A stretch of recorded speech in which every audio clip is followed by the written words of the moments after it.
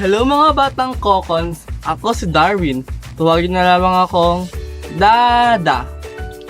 Dada. Narito naman tayo muli para matuto.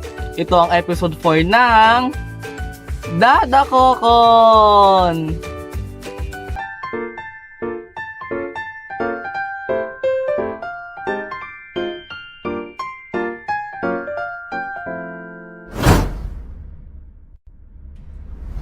Ngayong araw, ay tatalakayin natin ang buhay at gawa ng ating pambansang bayani, si Jose Rizal. Mga batang kokons, alam niyo ba kung anong palaro ni Jose Rizal? Hindi ko kayo marinig! Lakasan niyo pa! Tama! Siya ay si Pepe. Mabuhay mga batang kokons. Ako si Mark. Tawagin niyo na lang akong Mama. Mama.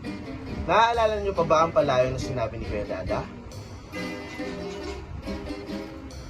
Tama, si Bebe. Ngunit alam niyo ba ang tunay niyang pangalan ay si Jose Protasio Rizal Mercado T. Alonso Rialonda. Ang haba, di ba? Pepe na lang ang itawag natin sa kanya. Mga kokons, alam niyo ba kung bakit mahaba ang pangalan ni Rizal? Dahil noong unang panahon ng kolonyalismo ng Espanya sa Pilipinas, may batas na Clavera Decree kung saan may ibibigay sa inyong pamilya na lobro na puno ng mga apelyido. Kung saan mamimili ka rito kaya mahaba ang pangalan ni Rizal ay dahil ang luma at bagong apelyido ng kanyang mga magulang ay isinama rito. Hola Bells! Ako si Dexter. Tawagin niyo ako sa pangalang Kuya Dede o De. Mga bata, ano nga ulit ang pangalan ko? Tama! De.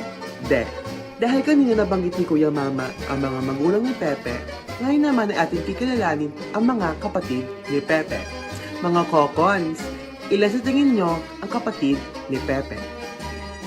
Hindi ko kayo marinig. 6 nga ba? 8? 7? Tama! 10 ang kapatid ni Pepe. Ang dami, di ba? Mahilig kasi sa mga batang kokons ang mga magulang ni Pepe. Eme! Ang mga kapatid ni Pepe ay sila Saturnina, Pasiano, Narcisa, Olympia, Lucia, Maria, Concepcion, Josefa, Trinidad, at Soledad. Batang kokons, ngayon naman ay matuto tayo kung saan nag-aral si Pepe mula bata hanggang pagtanda.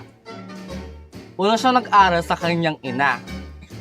Formal naman itong natuto ng edukasyon sa Calamba kung saan siya unang nakatira. Noong 4 taong gulang siya ay natutong mag-Latin, siya naging guro niya, si Leon Monroy.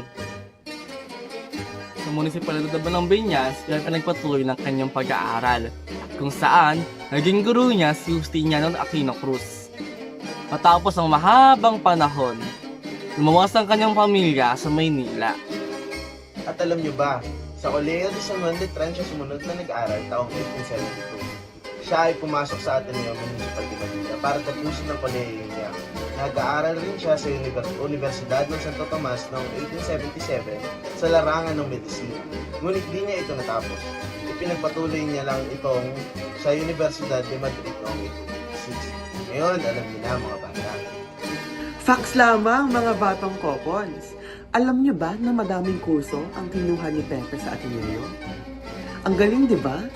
Ito ay ang arithmetica, algebra, geometry, trigonometry, dagdag pa rito ang mga wikang Latin, Espanyol, Griego, at Pranses. Kasama din ang pagtula at retorika.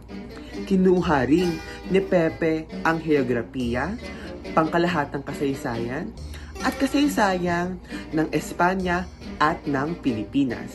Pati na rin ang mineralohiya, chemistry, pisika, botany, at zoology. At alam niyo ba mga kokons, hindi rin natapos ni Pepe ang pag-aaral sa UST sapagkat naging mainit ang mata sa kanya ng Espanyol. Naging ugat ang kanyang mga ilang sulat na nagawa at umano ay nakaaway pa itong Guardia Civil sa Calamba. Mga kokons, alam nyo bang magaling ring magsulat si Pepe? Nagawa niya ang Noli Me Tangere at El Filibusterismo. Alam nyo, mga kokons, hindi ito madaling basahin lalo na sa inyo. Ito ay sobrang haba. Tara na at kantahin natin. Ito ay ang Ako'y Isang Pinoy na kinanta ni Lorante. Ako'y isang Pinoy sa puso't diwa, Pinoy na isinilang sa ating bansa. Ako'y hindi sanay sa wikang mga banyaga, ako'y Pinoy na mayroong sariling wika. Wikang pangbansa ang gamit kong salita. Bayan kong sinilangan, hangad ko lagi ang kalayaan.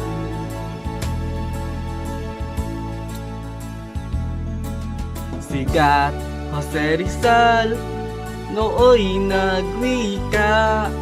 Siya ay nagpangaral sa ating bansa.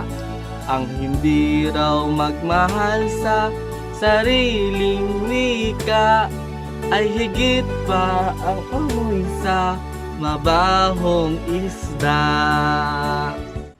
Magaling! Nasabayan niyo ako. Palakpakan ninyo ang inyong mga sarili. Mga batang kokons, sana meron kayong natutunan sa bidyong ito. Sana mas nakilala ninyo ang mga buhay at gawa ni Rizal o mas kilala bilang si Pepe. Ito si Dada. Dada. Susunod ulit mga kokons. Ito ang Dada Kokon.